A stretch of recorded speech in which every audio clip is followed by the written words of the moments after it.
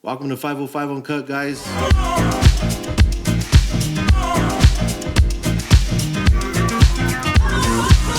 A lot of people in New Mexico and Albuquerque know who you are. They know your story, but there is some people that don't know your story. So kind of fill them in on that. Well, I started boxing when I was 14. I was a freshman in high school, and I was just one of those kids that was always fighting in school, getting in street fights. And I had a good friend at the time, Vincent Little Man Maribal, who was a boxer. His dad ran a boxing club in San Jose, and he kept inviting me to the gym. And I kept blowing him off, saying, yeah, I'll go someday, And finally, one day I showed up, bro, and I fell in love with it. How old were you at that time? I was 14. 14? Mm-hmm. So Were you a troublemaker at the time? I wasn't a troublemaker, but I loved to pick fights. There was something about It was just fighting about that something I about liked. fighting? Yeah, I just like to passion. throw down. Yeah, just something about that rush. Yeah. When I knew that I was going to meet up with somebody after school, just staring at that clock, last period, and my heart's pounding. It's just something about that. Yeah. And I found that in boxing, and I was able to transition it into a career and not get in trouble for it. So it was pretty cool. You know what? I was going to ask you later, but since we're right here on that topic, when did you realize or when did you find out that you knew that you can kick somebody's ass? Like, what was the moment? It's probably when I got in my first fist fight in like second, third grade.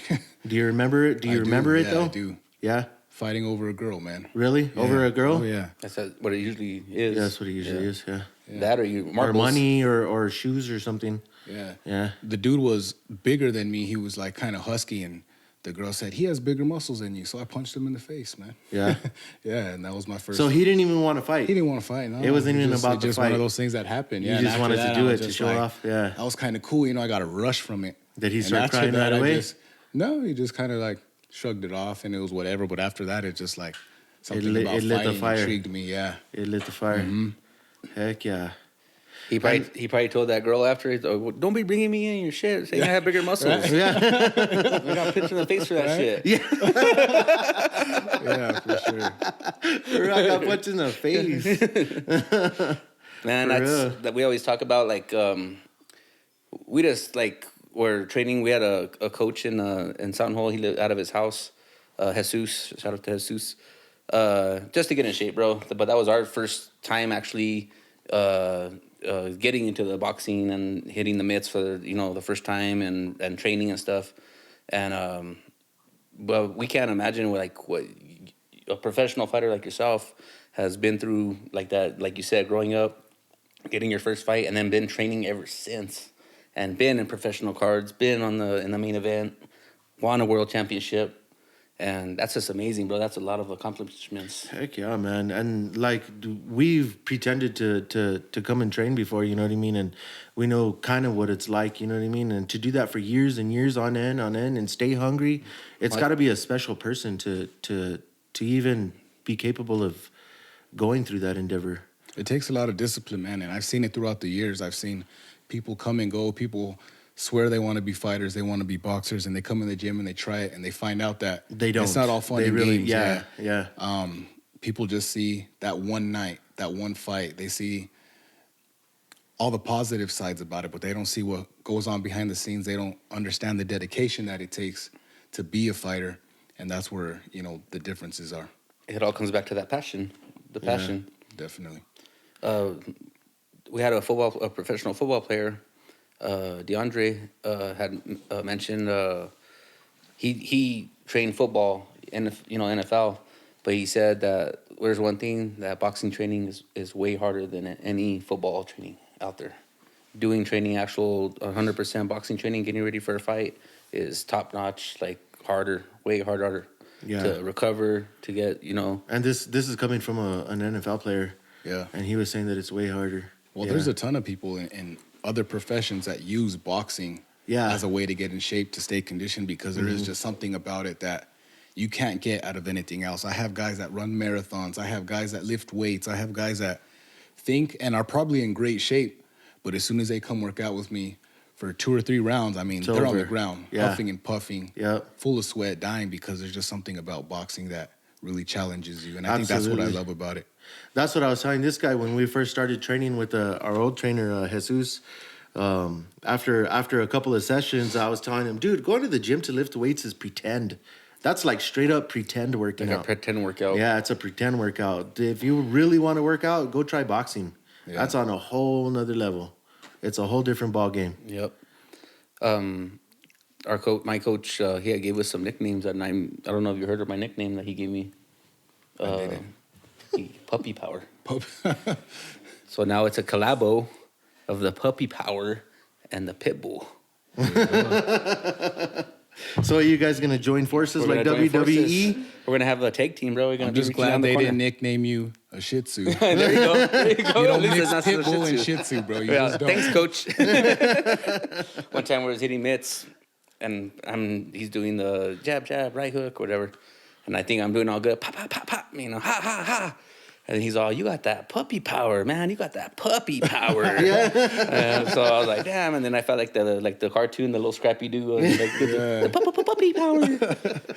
Man. So thanks, coach. So it's that name definitely stuck. So the name stuck with me, Puppy Power. Everybody knows me as Puppy Power. Well, it's a funny thing about my nickname. When my amateur coach, Richard Maribel, gave me that nickname, it took a while for it to stick. At first, I didn't really like it. Really? I was like, Pitbull. It didn't really click at the time. I kept telling people, eventually I'm going to change my nickname. But it was just one of those things that you don't change. It's just once It's on locks you. on you, Name. that's it. And now a lot of people know me more by Pitbull than they do my real name. So it's kind of cool how it worked out. And it fits too. Yeah. It's Pitbull. I mean, Definitely. speaking of, look at your clothing line. Look at his Pitbull hats. New clothing line coming out. Half pit, his face. Really, really nice stuff. The sweater. I mean, it fits. Everybody knows you as a Pitbull, bro. Yes, sir. Thank you. Yeah, and you just started all the clothing line, no? This line, yes. It's Yeah. it's new. I have a new website, joshpitbulltorres.com. We got hats, hoodies, youth sizes, adult sizes. Oh, it's nice. a cool little thing that we're doing now. Awesome. We'll definitely put the link in the Yeah, bio we'll get the link. for everybody. I have a question for you though. When are you gonna come out with a Josh Torres Pitbull abs and chest shirt? Well, now that you mention it, I'll get on it. I'll get on it with my team. But I'll get one of those. Yes, because Puppy Power needs that. As the little gorditos, you know, get a little taste of the abs, bro. Yeah. That's We right. always see the abs on the ropes and shredding.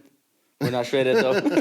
I got an ab one time, like up here one time. that was it. Sometimes You you got a gotta one fake pack? it till you make it, man. Fake it till you make it. One time, it's hard, like bloated hard, but that's about it.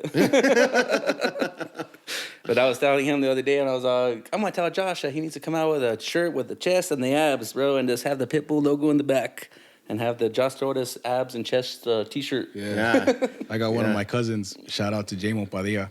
He always tells me, do they airbrush your abs or what's going on with those Ninja Turtle abs? He always tells me. Yeah. My mom, because she was looking up at your pictures on the Instagram and stuff, and then she goes, dang, look at his stomach. You could wash clothes on that thing. Like those old school. Good stuff. Yeah. So do you walk around with your abs all the time, or does it takes like the weight cut to get them? A true magician never reveals It his never tricks. reveals its Never. tricks. Yeah. That's the I mystery respect of that. life. Okay, I won't go further onto that.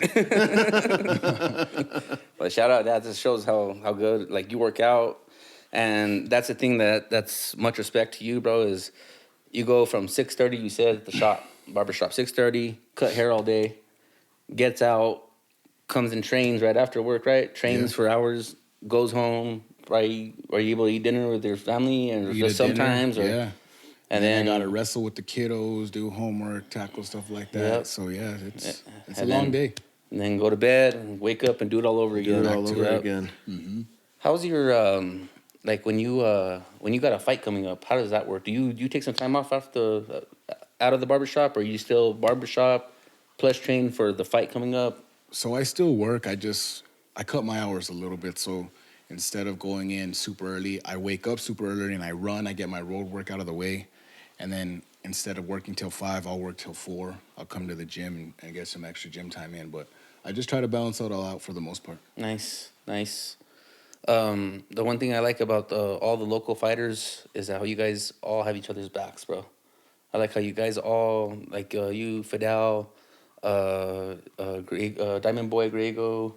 I can't think of everybody else, but we went to go see Clinton Chavez. Clayton. But who was the main event? It was Diamond Boy, right? Oh yeah, the Diamond Big Boy. Yeah. And just talking to all of them, bro. You guys have so much love for each other, bro. Like nothing but good things to talk about. You to talk about Diamond Boy, to talk about And I think that's awesome, bro, because, Yeah. like, we all know That's New not Mexico. always the case. We all know Albuquerque, New Mexico, and I hate to say it about my city, but it's like this everywhere. But there is haters, you know what I mean? There's people that will frown upon or don't back up somebody that's because they're doing good or whatever. But I never see that with the fighters. I always see you guys always have each other's backs, bro, and that's awesome. That's awesome, I think. The fight community, it's pretty small and it's real tight. It's a tight. bond. Yeah. It's like a family. Everybody knows everybody one way or another. And Yeah. I think that's why we're all so close and we all have so much love for each other. Yep. And even like we were talking before we went on earlier about when you won this title at Tingley, and you were saying that you guys were bringing the fights back, like to Albuquerque, bringing them back because they were kind of missing there for a while. Yeah, yep, they were. And You knocked this guy out in the first round, did you not? Not on this fight. No? I knocked the next guy out. Oh, so this okay. guy And Tingley also. at Tingley, yeah, At this Tingley guy also. that I fought the title for, it was a title fight. So we went 10 hard rounds, Yeah. back-to-back action, but we did what we needed to win. And then I followed it up with the first round knockout. Oh yeah. Oh, and the rematch. Oh no, I'm sorry, the next guy. You got a little tongue-tied there, bro. Yeah. Well, I also That wanted happens. to say most of your fights are here in town, no? A lot of them have been, yes. And I say that you fought at Square Madison Garden. Square Garden. Madison There we Square go again. Wow. I Yeah, fought on the Madison Triple Square. G How was undercard. that? Man, that was surreal, dude. I mean, that's the MSG, dude. I know. mean, That's like most people can't even go see an event there. Yes, much less. perform. So, I mean, it was awesome. You know, it's just Butterflies? inspiring. Butterflies before, or were you calm? No, I've been doing it so many years that I don't get butterflies anymore. It's just more about going over there, taking care of business, and staying focused. Man, that's awesome. Madison Square Garden, bro. So many legends that walk down those hallways. Definitely. Dang. what was the back rooms like? Was it all old school in there, or is it pretty fancy and No, nice? it's pretty old school. It's And pretty old then school? The dressing rooms that we use aren't anything fancy, dude. They throw us in, one of just the whatever rooms. Yeah. Kind of like a Tingley, like Tingley. Kind of, yeah, similar to That's that. what Similar I've to heard. that. I've heard Tingley, that the locker rooms look like Tingley Really? before. I forgot who had told me that. Yeah, I've also heard that Tingley is except for the seats. No, the seats. There's more seats, but it's basically like the same thing, like the Like a Tingley, setup or something. Madison Square. Well, yeah, it's similar. When I fought at the Madison Square, I fought in one of the smaller theaters. I didn't fight like in the real big arena. Yeah. So I can't really say how similar it is to Tingley, but the venue that I fought in, the smaller side of Madison, it seemed pretty similar. You can Yeah. say that. And it was the Triple G was the main event. Yeah. Mm-hmm. Man, that's another fighter that I really like is Triple G. Yeah. Who would you want to box if you had a shot at anybody? Say, is there anybody in mind that you would ever want to go 1-on-1 with? Are you talking like right now an active fighter or like a Well, let's say dream style current and a matchup? dream. Let's do current and a dream. Yeah, yeah. Let's see. Current, I would say it's hard to say because there's just so many fighters. There's so a lot many. of fighters. There's just so yeah. many top fighters, and it's all so competitive right now that any two fighters that you put in the ring right now are going to give a good fight for Yeah. the fans. So I can't really name a fighter, but I mean, if I have to say like a dream fantasy fight, I don't know, it'd have to be against someone like Arturo Gatti, who was a warrior inside the ring. I don't know if you guys have ever seen any of his Mm-hmm. fights. Yeah, but absolutely. Yeah. him and Ward just going back to back. I mean, I think being in the ring with that dude would be a dream come true. Yeah. Nice. Yeah. What about Anybody alive or dead? Alive or Dead? Yeah. Anybody else? Who did you look up growing up? Let's do that one. Who did you look up to? Did you ever have anybody that you wanted to that you looked up to and wanted to mimic his style? When I was boxing, I used to always look up to Miguel Cotto. I loved his style. Oh, he's another legend, man. Yeah, I Oh, loved my his God. style. I used to try to imitate his style and bring it to my own. Nice. And I can see some similarities in some of your fights. Yeah. Yeah, that's what a lot of people say. Yep. What about your future? If you have, what's going on with you now? Are you gonna be having some fights coming up this year? Anything planned? Well, I would hope so, man. As of right now, there's no fights locally going on. I get calls a lot for out-of-state fights, short notice fights, of course, people that Trying need to fillers. fill in. Yeah. And I'm not ready to be one of those guys yet. I don't want to just take a fight for a paycheck. Yeah. So, I mean, we're just being patient, man. We're hoping that the state will open up soon and we'll be able to Yeah, put on we're some hoping fights. that. Has COVID affected you a lot? It's affected the state for sure. Yeah. As far as, the local scene, we haven't been able to have any kind Anything. of fights. All the local fighters have been on the shelves. So hopefully now in the summertime with this vaccine coming out and things are starting to go down as far as the numbers and things like that. Hopefully we can put a live event together pretty soon. We only had 200 cases yesterday, which is really good for New Mexico. So hopefully if it keeps going down, we can start getting some fights going. Definitely. I was going to tell you, what's the main, like, where would you prefer to fight in the state? Where's your favorite spot? Do you like casinos? Is it Venue-wise? Venue-wise, yeah. I think the casinos are always fun, man. I fought at Isleta, Route 66, and I fought at plenty of other venues here in the city. And I think that the casinos are always fun because it gives you something to do after the fights. Yeah. A lot of times when I fight like at Tingley and I fight at the convention center, You places just go like home. that, by the time I get checked out of the commission and I'm changing and drying up and freshening up, the crowd's gone, my Gone. people are gone. It's gone. And the I don't event get is to over. enjoy it and celebrate it. But at the casinos, they're out walking the floors and I can meet up with people after the fact. So I think that the casinos are always a pretty good hit. As a matter of fact, when Clinton had fought that last time and Diamond Boy, we ended up hanging out with them all night long. The setup, That yeah. night, yeah. We did. Yeah, it's always cool. Definitely. Definitely. You think Mayweather, greatest of all time? Floyd Money? Of our era, yeah, definitely. I don't think he's the greatest of all time, but Our era? he's definitely the greatest boxer of our era. He's not the best fighter. I think he's been in some tough fights that could have went either way, and he got the W. the better side of it. Yeah, but I mean, is he the best boxer of our era? I think so. Yeah. Yeah. We seen, he's going to try to fight somebody coming up, didn't we see? Yeah, he's fighting one of the Logan brothers. Logan Brothers, yeah, yep. They're calling it an That's going to be a exhibition. joke. Yeah. That's just a joke fight. It's a glorified sparring match. Yeah. I personally believe that even the fight with McGregor was staged. It just didn't look to me like McGregor was trying to hurt him. I know. Looked like a sparring match to me personally. I feel like they had some kind of agreement to, hey, let's go make some money. I mean, for 100 mil though. Well, they've even said... I'll spar him for 100. For real. I won't hurt you, bro. Just For pay. real.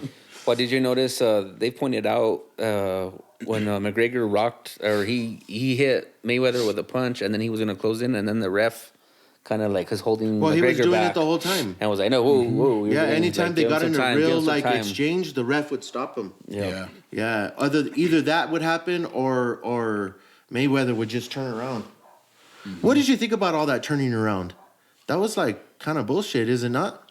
That was him. That was all him, was it not? Yeah, pretty much, dude. Pretty much. I mean, that wasn't McGregor's fault. Yeah, He was you trying gotta- to play it off like McGregor didn't know how to box. No, you got to protect yourself at all times. That's all But you it don't comes turn down to. around on somebody like that. Put your back towards him. No. Yeah, we noticed that too. Huh? Yeah. I went to Vegas to go see it, to watch that fight and at the New York. And we were all fired up at first, but then after rewatching it, we're like, Yeah, it is the kind of fishy. stage. That was back when we first started training, though. And I said this last time, but I'll tell you again. You know how like in Vegas, all the escalators, they go above all the roads? Well, we were going up one of the escalators now, and this dude's all, what would you do if a zombie apocalypse happened? I was like, I don't know, bro. He'd be all, I'd rely on my boxing skills. All of a sudden, he's a boxer. Huh? Yeah. Like Mondi, he said, he goes, yeah, what was he doing? Jab, jab, right, zombie down? Yeah. I was like, yep, that's what it was. I thought you were going to say, man, you just started training. I thought you were going to say you weren't taking the escalators, you were taking the steps, man. Come on, bro. Yeah, true. We didn't think about that. Huh? We forgot about Shit, I that. threw myself under the bus. Again. I know. How did you feel about the Andy Ruiz? We had asked our last guy this, but Andy Ruiz story when he knocked out Joshua and got the World Heavyweight Championship. Was he cheating or was he not? Shoot, man, nobody knows, dude. Oh, I'm sorry. You're talking cheating about about Andy. who? I thought you were talking about Tyson Fury, Deontay Wilder. No. Sorry. I was saying Andy Ruiz, though, because he won the World Heavyweight Championship, but a lot of people frown about how he did the rematch. Like he didn't. That was pretty He bad. didn't train. Yeah. They showed him like a week or two. He 2 came in days super before, heavy on that fight. eating pizza, eating burgers. Yeah, that was definitely disappointing because when you get that kind of It was a opportunity huge- to be yeah. on that platform, you got to take it serious. And I think more especially because he was the first Mexican heavyweight champion of the world ever. Yeah. And then to like defend that title against the guy you took it from, you would think you would be on your top of your game. Yeah. 110% focused on retaining that title. A lot of people, though, when you get to that level, sometimes they can't handle the pressure, and that's all there is to it. He went from, maybe 100,000 followers to, millions of followers overnight. Yeah. And he just didn't know how to react to it. Yep. A lot of, were you telling me that the coaches or he fired all his coaches, right? During that time? I believe so, yeah. And then a lot of them were kind of... I don't really remember, but... they had a bad attitude, though, They right? were saying, I think it was Brendan Schaub, the ex-UFC fighter. He's a comedian now. He was saying on his podcast that, because I guess he knew a bunch of people from his training camp, they were saying that he wasn't taking it seriously at all. And he was saying this before that fight happened, before the rematch happened, that he was always at the taco truck and going out to the club and hanging out buying cars during the day. He wasn't taking it seriously at all. Yeah. And it really showed. That happens to a lot of big fighters. I mean, look at McGregor. Yeah. I mean, he's at that point where he's making so much money, has so many other things going on that you can't dedicate that time that you need to dedicate to fighting. When you're a fighter, you need to be a fighter. You can't be out here trying to promote brands and doing things like that. You have to be focused. You got to know that dude is on the other side of the ring trying to take your head off. And I think that's where he messed up and fell a little bit short. McGregor is like, it's gotten to the point where his fights are kind of they're not like very entertaining. You know what I mean? Because it's just like, it's kind of just like a theatrics. It's just a game now. It's not really so much about the fight like it used to be with him. Yeah. That's how I feel about He just doesn't him. have the passion no more. Yeah, you could see it too. I mean, when he was building his name and coming up, he was hungry. He wanted the payday. He wanted to make a name for himself, and now he's paid. I mean, over 100-some million plus. His whiskey's doing incredible. He probably has another 100 million on top of the other 100 million. I mean, he showed up to his last fight in a Lamborghini yacht in Abu Dhabi. Got out, and I think that's why he lost to Dustin Poirier. Yeah, and then Are you they're a big going to give UFC him the fan? rematch right away. I'm not a huge fan. I watch watch it when fights? it's on, but I couldn't tell you who's fighting, in a couple weeks. I just don't follow it enough. Yeah. But I like to watch it when it's on, man. Those dudes throw down too. Yeah, definitely. What are you saying, brother? I'm sorry. Uh, About the yacht. I don't remember what I said. But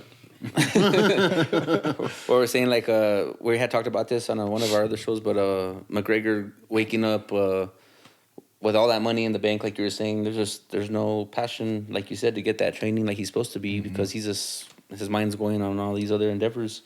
Well, not just that, but in all fairness to McGregor, he has a lot of miles on him too, man. Yeah. Let's not forget about that. He's been in some wars himself. I mean, to do what he did was the pretty UFC amazing. fighters in general don't have a very long-lived career as it is. Yeah. Because of how brutal it is. So, I mean, I think he's getting close to the end of his run, and he probably knows that, so he's just probably trying to cash out. True. Yep.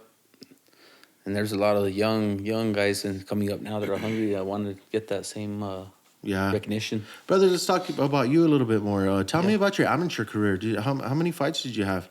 To be honest, as an amateur, I didn't have that many fights, man. As I mentioned earlier, I didn't start boxing until I was 14. Yeah. Which is fairly old. Fairly old, to yeah. a lot of guys that I fight. So I had about 40 amateur fights. I think I lost about 5 of them. Most of those, wow. I lost most of those like in bigger tournaments.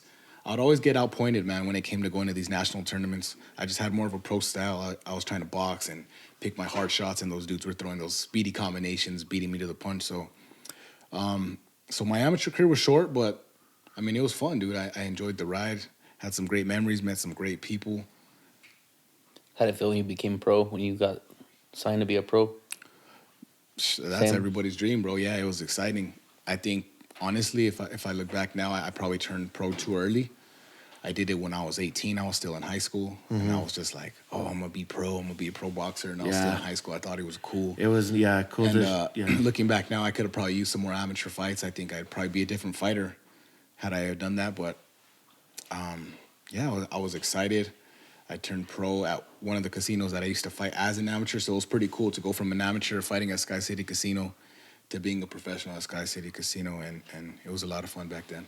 Well, you have a really good record, boxing record. I think it's 27-5-2. I'm 22-7-2. 22-7. 13 knockouts. That's a pretty good record. Yeah, it's not bad, man. Not bad. It's been a rocky ride. I have a lot of losses that probably could have and should have went the other way, but all of them have been pretty pretty good fights regardless. I don't think I've ever been in a boring fight. So, you know, I'm pretty happy with the way my career's gone so far, regardless of what the numbers show. We saw you on FS1 a few months back, or was that in July, June, Dude. August? I don't remember the date, man. Hella That was a few heart, months. bro. Man, that We fight watched was you, a bro. brutal one. Bro, I'll be honest about that fight, man. Let's just talk about it real fast. That one was probably one of my worst performances, amateur or pro, in my career. You stayed in there like a motherfucker. I did, though. but the dude was just a better man that night. I can honestly say that I've never been beat up beyond that fight. He was just aggressive. It's just not the fighter that I trained for. I thought he was going to be a different guy. And then being inside of that bubble in California, not being able to leave the hotel for a week, almost feeling like you're in jail for a week. All due to COVID, huh? It was all the not being COVID. able to be around your family. Just so many factors that went into it. And when I came into fight night and there was no crowd, nobody to fire me up, it just felt different, dude. I'll be honest. Yeah, And to be honest, I could totally understand. it was kind of embarrassing, man. I got beat up on You know what, though, national dude? television, dude. And you can say, yeah, I showed heart, but believe me, I have a lot more to show, and I can't wait for the opportunity to be on that stage again so I can prove to the world what It kind was of still fighter I am. for me, just as an average fan, For man. us. It was super impressive, dude. Just to see you not give up. You know what I mean? Right. You didn't. You had that heart, Maybe bro. it wasn't your best night, dude, and all that, but I'm sure you're upset with the whole thing or whatever. But The way it went down. I was impressed. I like, even when it was over, I was like, damn, I'd have gave up a long time ago, man. Right. Shit. Just the heart you showed, bro, and Yeah. that shows the heart that you, the background where you come from, bro, and we all know what you're capable of. We've all seen your local fights, and we know what you can do. You know what I mean? Yeah.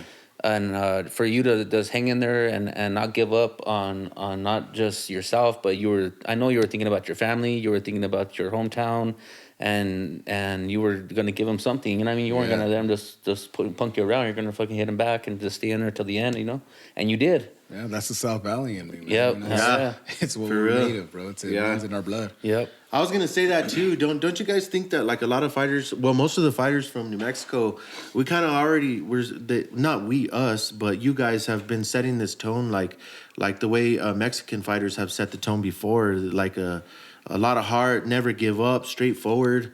You know what I mean? You don't really see any kind of punk fighters coming out of here at all. Right. At all. At all. I think all our fighters have been pretty raw dog. Yeah. Punch you right in the face. Raw dog? Big dog, raw dog. What are you thinking of? What? Edit that out, Josh. But no, for real, like just the toughness. That was all from your hometown, bro. I could like where you come from. It's funny you guys say that, bro, because there's something about New Mexico fighters that is just different. It's different, And yeah. a couple years back when I was in Philadelphia sparring with Danny Garcia, his dad kept asking me, "What are you, bro? What are you?" And I was like, "I'm Chicano. I'm Hispanic." He's like, "Yeah, but what are you?" Yeah. And I'm like, I'm trying to think to myself, like, what does he mean? Because he's trying to, are you Mexican? Are you Puerto Rican? Are you, And in my head, I told him, I'm New Mexican, bro. Like, that's what I am. That's all I can identify with. I can't really say anything else. You know what I mean? I'm like, that's its own little race, bro. We're New Mexican. Yeah. Yep. And it's kind of cool, bro.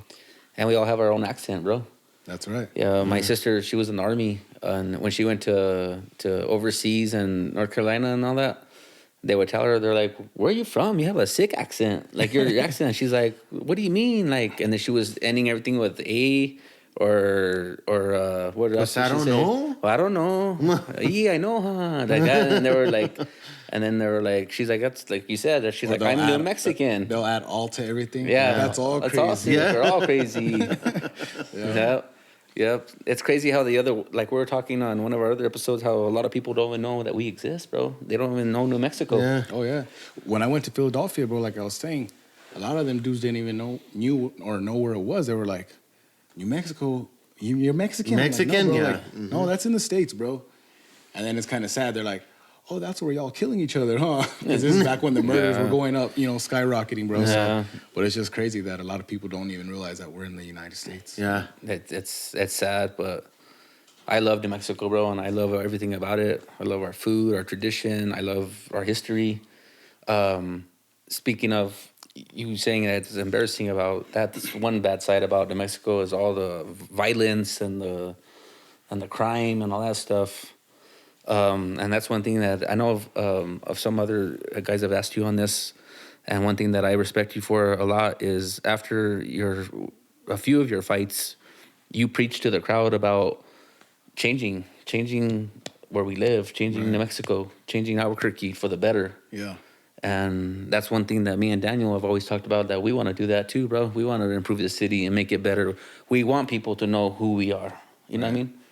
No, Albuquerque, that's in New Mexico, not northern New Mexico, that's northern Mexico. Or, we want people to know who we are. Right.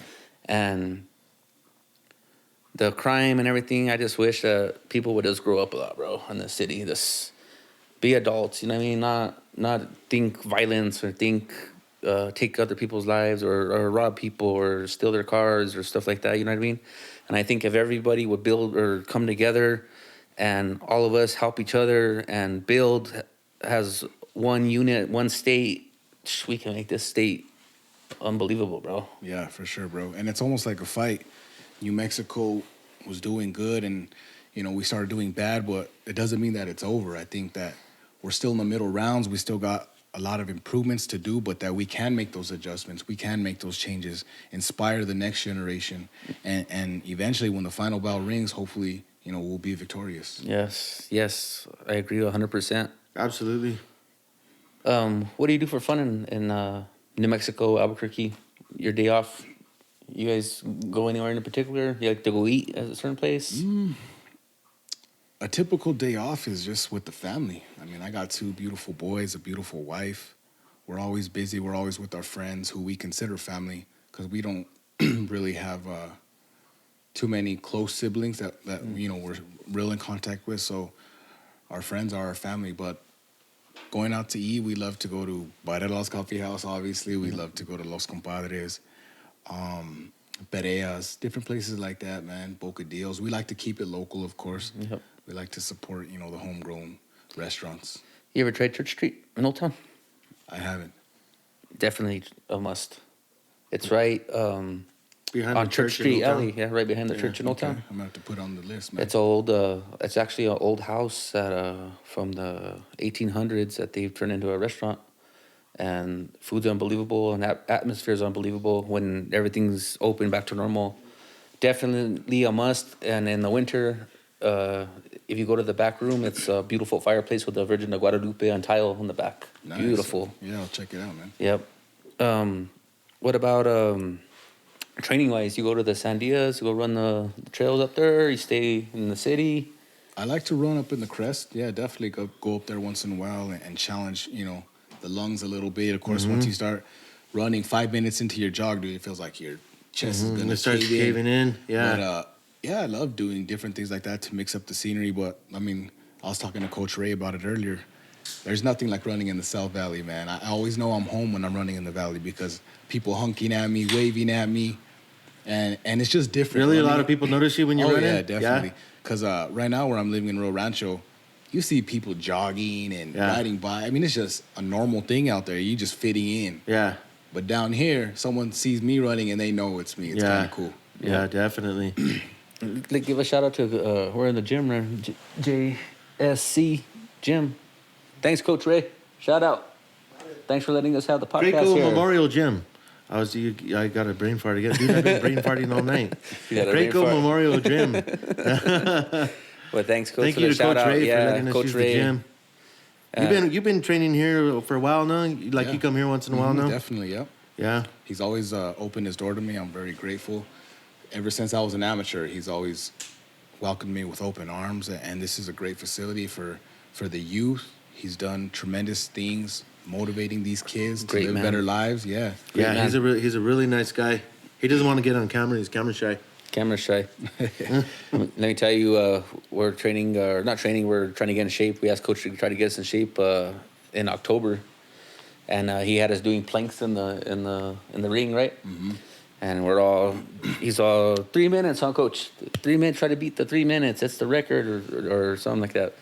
And so I'm all there. I'm all shaking, and I'm like, Coach, I can't do it. And he goes, well, you're not even doing it. Your stomach's holding you up. And I was like, oh, it is. So we got to get back to it, though, man. Yeah, we got to get back in here, man. Definitely. The penny pickers killed I me. really enjoy I haven't been working back out since here. the penny pickers. Yeah, I did the penny pickers one time, and then I didn't come back because I barely healed about like a month ago. it happens, bro. It's not easy, man. It's not easy. I'm 40 years old now, bro. Coach, I need a 40-year-old workout. 40-year-old. Got it. He's gonna have me do like 10 jumping jacks and like 3 sit-ups. We'll put you in there with Joseph. Yeah, but he has to have one hand tied behind his back. Definitely. Yep. What else? Give a shout out to your website again, brother.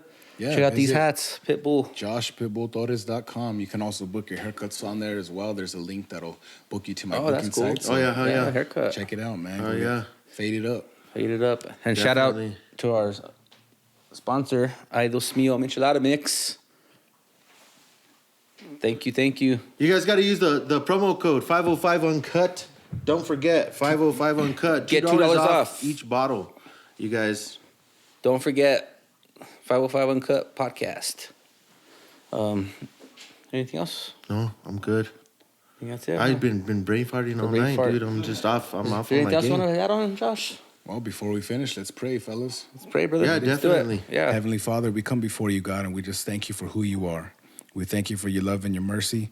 I thank you for everybody watching this show, Father, that you would just move in their hearts, that they would come to know you, Father, that nobody would be the same because of you, that we would all be encouraged and inspired to live a life pleasing to you. In Jesus' name we pray. Amen. Amen. Amen. And thanks for being on the show. Special shout out to Josh Pitbull Torres, Albuquerque Zone.